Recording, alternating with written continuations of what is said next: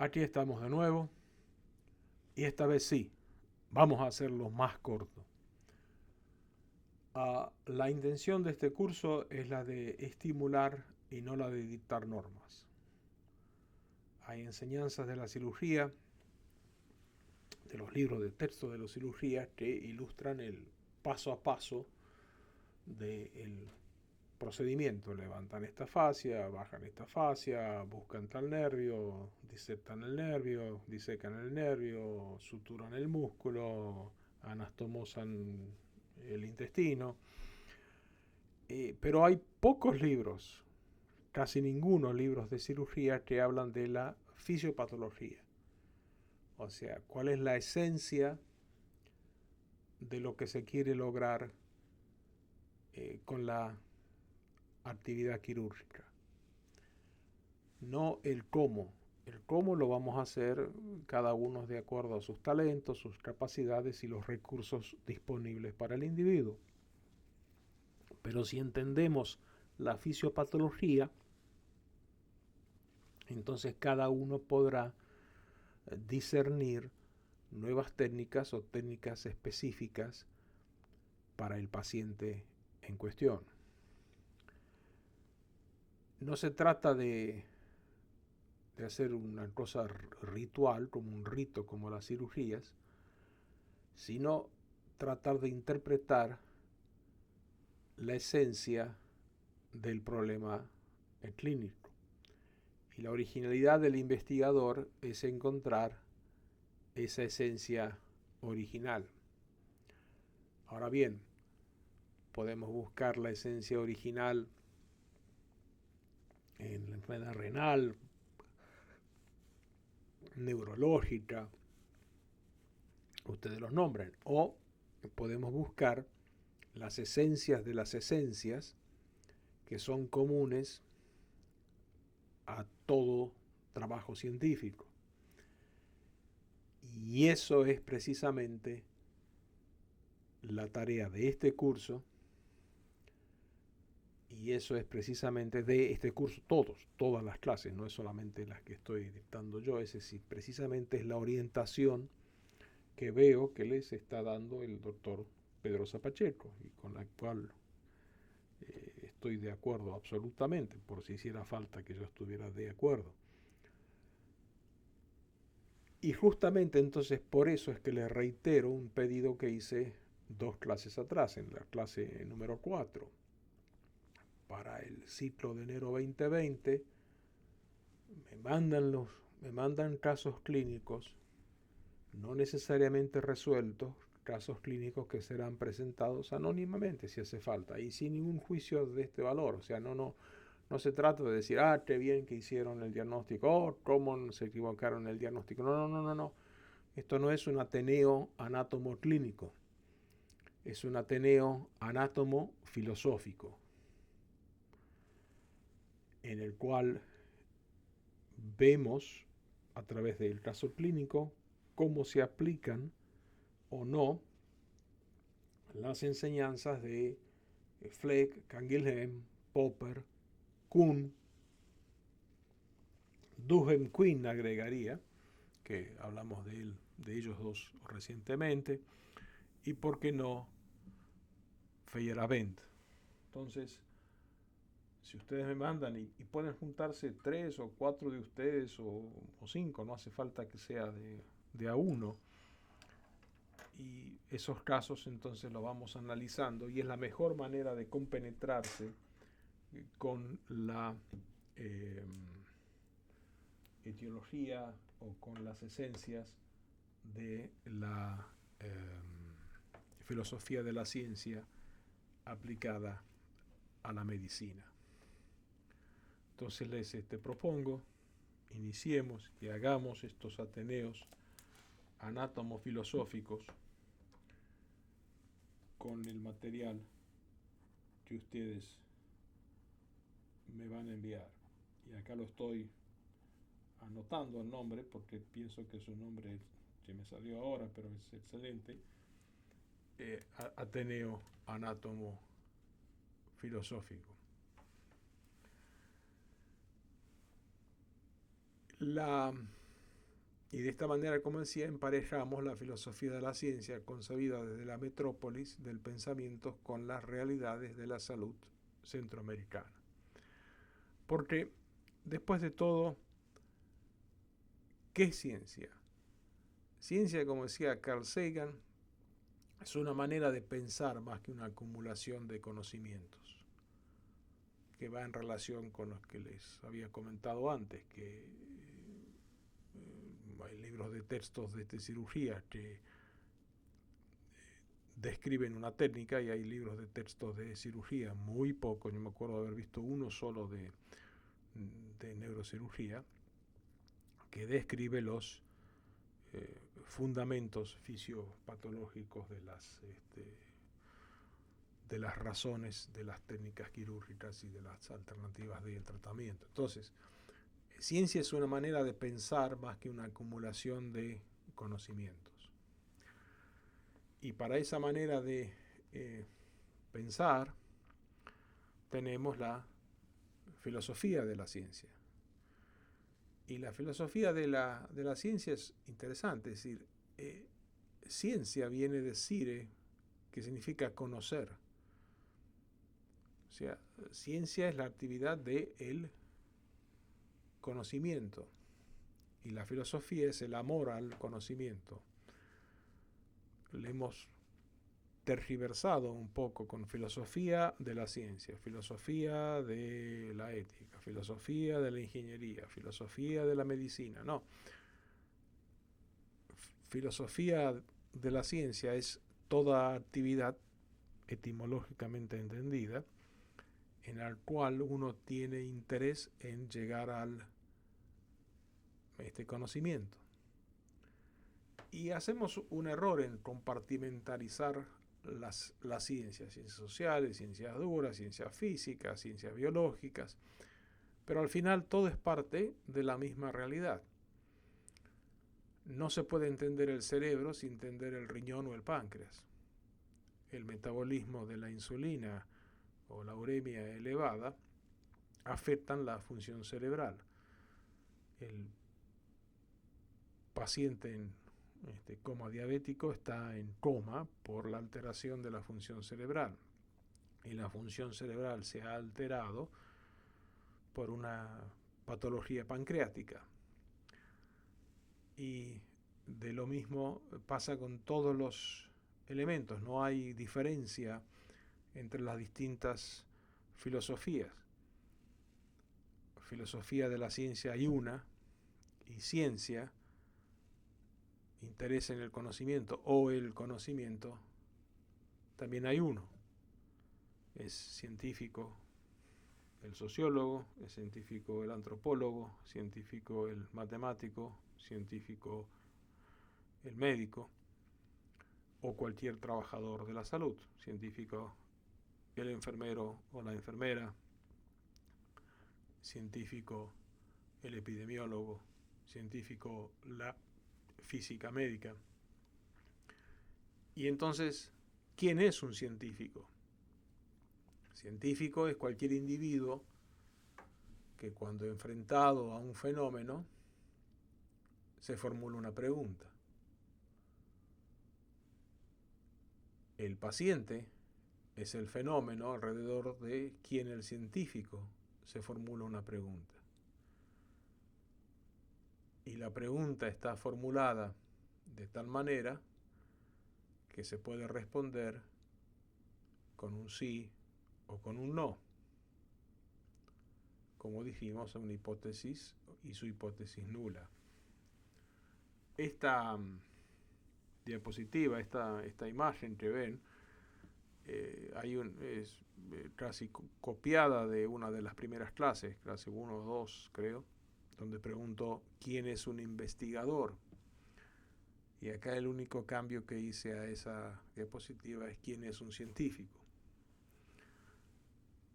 Porque creo que es hora que nos llamemos con el real nombre que describe la actividad que hacemos. Todos ustedes son científicos. Todos ustedes están haciendo ciencia en el momento que se han enrolado a este curso y en el momento que están siguiendo los pasos para completar su tesis y para elaborar trabajos posteriores. Porque como dijo Carl Sagan, la ciencia no es una acumulación de conocimientos, sino es una manera de pensar. Y la manera de pensar es, enfrentado a un fenómeno, sentir curiosidad por entender ese fenómeno, que no hay que estar sintiendo curiosidad a cada rato por cada cosa, sino vamos a estar mareados, ¿no? Pero sentir curiosidad por un fenómeno y, en base a eso, formularse una pregunta que se pueda responder solamente con un sí o un no. Una hipótesis y su hipótesis nula. Y la hipótesis se elaboran en base a la observación del fenómeno. Las hipótesis no se inventan. Es decir, hay algo que me ha estimulado la curiosidad, y disculpen si me te repito, y a raíz digo, bueno, ¿qué ha pasado? Cuando varias hipótesis se relacionan, tenemos un concepto. Cuando los conceptos le agregamos una causa, tenemos una teoría. Y la hipótesis tiene que tener por lo menos dos requisitos. Debe de poder ser testeada, o sea, la puedo comprobar. Y el segundo, que sea sencillo de enunciar. En física teórica es posible evitar estas falacias, pero no en las ciencias sociales, y la medicina es una ciencia social. Sostengo que el SIDA es una enfermedad que afecta solamente a varones homosexuales, por ejemplo. Puedo comprobar que es cierto en una población, pero si sostengo otra hipótesis, el SIDA afecta a hemofílicos, tengo el concepto de que es una enfermedad sistémica de transmisión múltiple. Tengo dos hipótesis, afecta a hemofílicos, afecta a homosexuales. Pero si le agrego una causa, que es el virus, tengo una teoría. Popper dice que hay que plantearse la pregunta de una manera que se pueda comprobar y que se pueda enunciar sencillamente. Duhem por un lado y Quine por el otro. Duhem, como discutimos, específicamente relacionado a los fenómenos físicos, y Quine a todos los fenómenos, dicen que siempre hay que plantearse dos preguntas, porque siempre tenemos una hipótesis y tenemos una hipótesis alternativa. Popper la llama una hipótesis nula, pero puede haber hipótesis alternativas que dan explicación al problema, como discutimos en el caso del Chiari. Sí, la teoría es que la presión, pero la presión puede ser por el hueso, por la dura, por las amígdalas, por la aracnoide.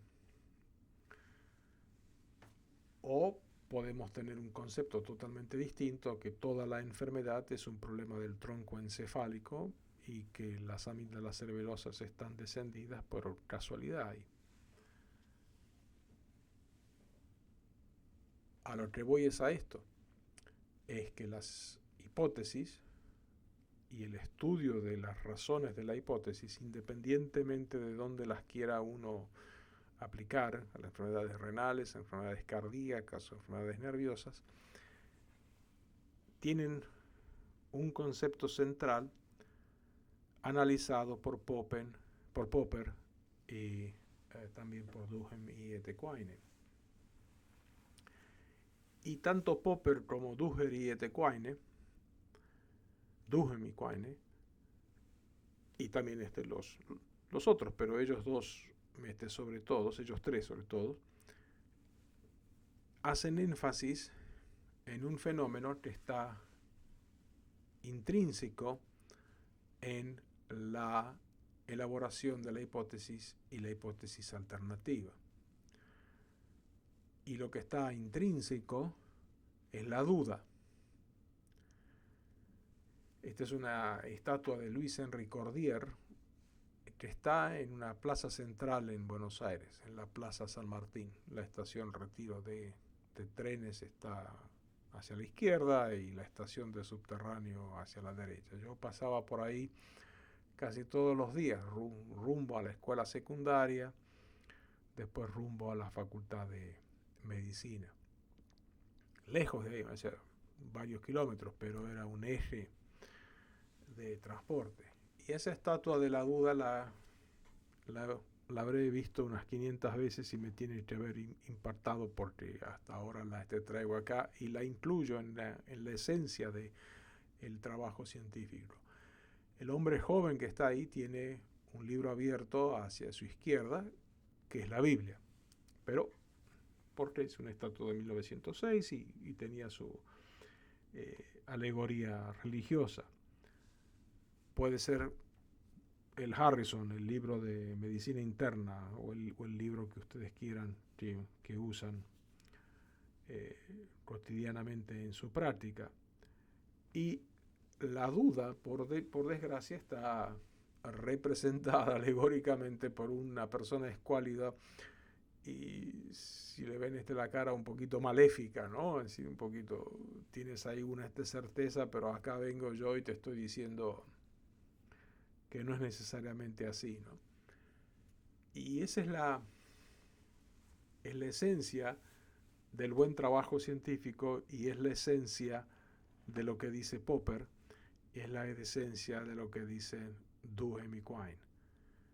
Tienes hipótesis alternativas, como en el caso de la duda, puede ser la verdad del libro, no necesariamente lo de la Biblia, no voy a entrar ahí, la verdad del libro o la verdad alternativa.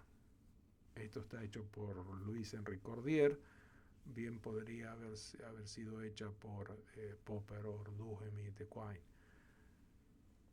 Porque la ciencia no es una acumulación de conocimientos, sino es una manera de pensar.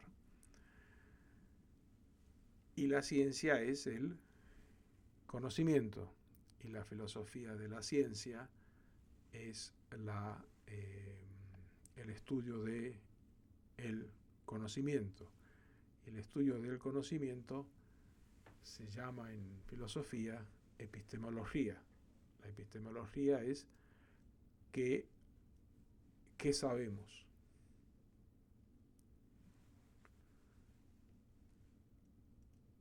¿Cómo lo sabemos?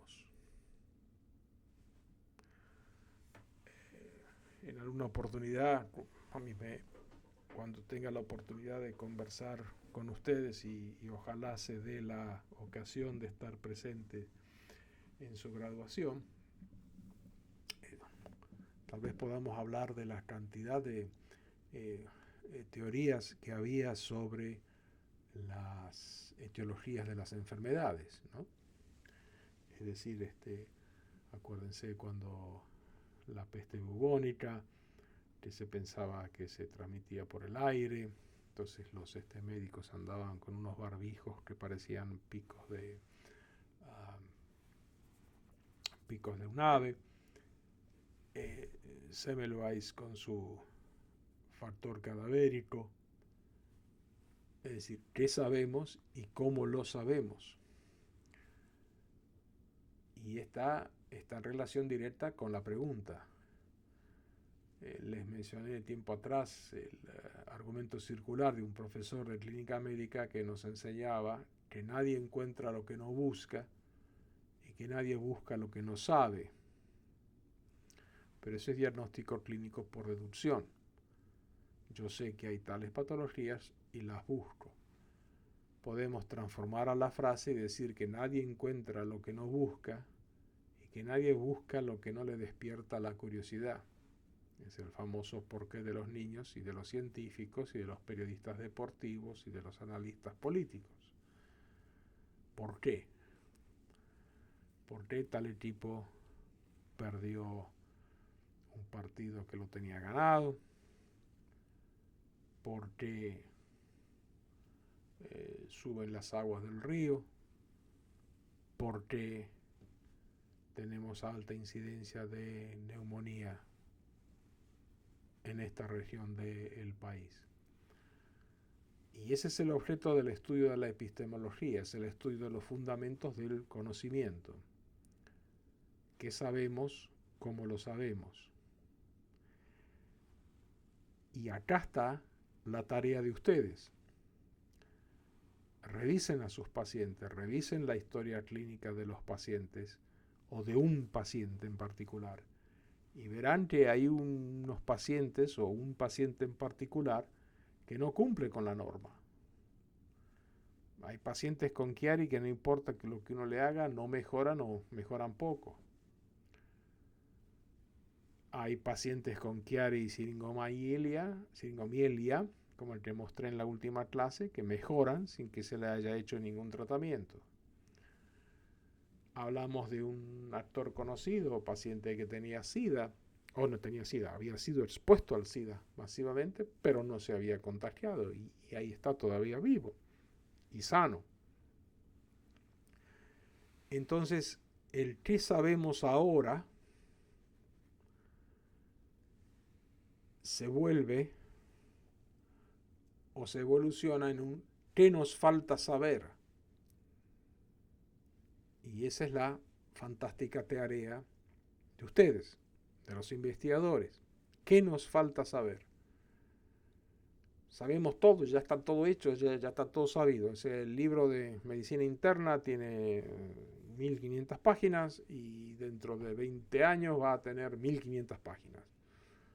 No, dentro de 20 años va a ser el doble más grande o el triple más grande. Porque la pregunta es, ¿qué nos falta saber?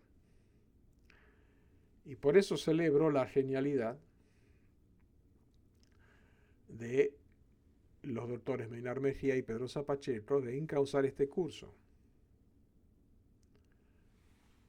Porque qué nos falta saber y cómo lo averiguamos no es un asunto de que sea de competencia del MINSA, del Ministerio de Salud, es un asunto que es de competencia de la curiosidad y de la formular esta pregunta y del fuego interno que tienen ustedes, porque lo tienen, si no no estarían ahí, anotados y sentados. El fuego interno que sí lo tienen, que es qué nos falta saber y cómo lo averiguamos. Y ese es este curso, esa es la genialidad de vuestro decano, del director de este curso. Yo no tengo conocimiento absoluto sobre la programación de otras escuelas de medicina, pero les puedo decir que es muy probable que ninguna otra universidad del mundo se hace este tipo de orientación a la educación.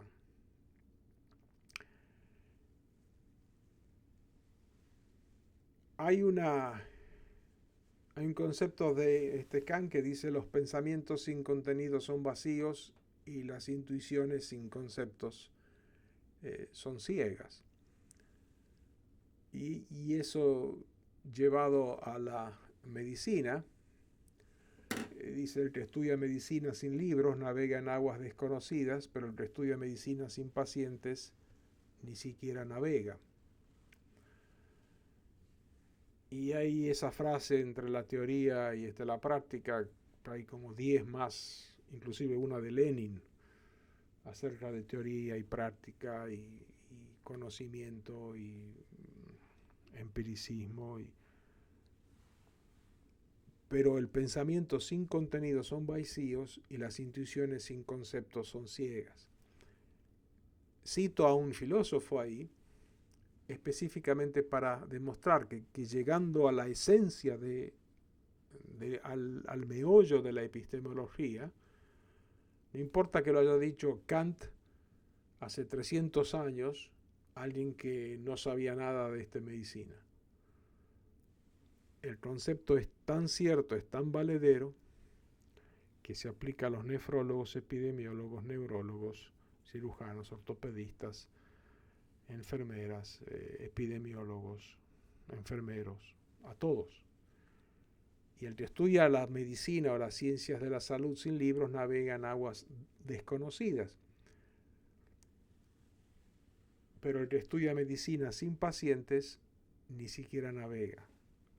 La medicina sin libros, en este caso, en el caso nuestro de este curso, uno se atrevería a ser arrogante y parafrasear y decir: el que estudia medicina sin un conocimiento de la filosofía de la ciencia navega en aguas desconocidas. Mencionamos antes a Popper y Quine y Duhem. Los tres son filósofos. Popper y Quine eran filósofos profesionales y Duhem era físico. Pero traigamos a dos médicos que impactaron a la filosofía de la ciencia, que son Fleck y Canguilhem. Y Fleck y Canguilhem, lo que ellos dicen está en relación, directa relación, con esa imagen del cuadro de la Escuela de Atenas de Rafael Sanzio. Platón diciendo que hay una verdad absoluta y perfecta, y que yo geográficamente digo hay una verdad que parece que viene del norte, y Aristóteles que le dice no, una verdad que no está allá arriba en la perfección del absoluto, sino que está acá en Estelí. El libro de medicina resume estadísticamente los resultados que uno debe de esperar cuando trata a un paciente, pero el paciente es específico. En este medio ambiente, en esta condición social del país o de esta región, va a tener sus propias reglas y sus propias normas. Yo no quiero exagerar y decir que necesariamente lo que se ve en Baltimore es distinto a lo que se ve en Masaya, pero lo que quiero decir es que hay matices, coloraciones de lo que se ve en Baltimore distintas a matices y coloraciones de lo que se ve en Masaya. Y esa es la tarea del investigador. Esa es la tarea de ustedes, nicaragüenses, de empezar a reinterpretar y descubrir los matices y las sutilezas que les están diciendo sus propios pacientes. En la clase pasada mencioné brevemente que una fantástica manera con absoluta pureza ética es prestar atención a aquel paciente que por condiciones económicas o sociales o mentales o por lo que sea no ha seguido el tratamiento recomendado. ¿Cuál es la evolución del mismo? El libro de texto dice que los síntomas se manifiestan cuando el tumor llega a tal nivel o a tal tamaño. Es cierto, porque los síntomas no se manifiestan. El paciente dice tengo los síntomas. No es que se le prende a uno una lamparita o cambia la fosforescencia de la piel cuando tiene síntomas. Los síntomas se reconocen cuando uno va y busca ayuda por esos síntomas. Y el segundo paso y el paso final, una vez que hemos adquirido, hemos descubierto, hemos esmerilado 1, 2, 3 casos clínicos, es no tener miedo y publicarlo. Y acuérdense lo que dice Fernando Pessoa: mi aldea es tan grande como cualquier otra tierra, porque soy del tamaño de lo que veo y no del tamaño de mi estatura. Si lo que veo es interesante, pues es interesante, y luego ya se verá cómo se desplaza y se disemina este conocimiento. Pero ese conocimiento sale de la observación, de la curiosidad y del saber que grandes filósofos, grandes pensadores han reconocido las situaciones por las que atraviesan ustedes como cualquier otro científico. Porque lo que ustedes son tan científicos como el matemático que está ahora en Caltech calculando la trayectoria de una nave interestelar, son tan científicos como el biólogo molecular en Berlín, formulando hipótesis sobre la estructura del ribosoma, y son tan científicos como el colega que ahora mismo está en una cirugía operando en el Lenin Fonseca y que se pregunta ¿por qué esta dura madre está tan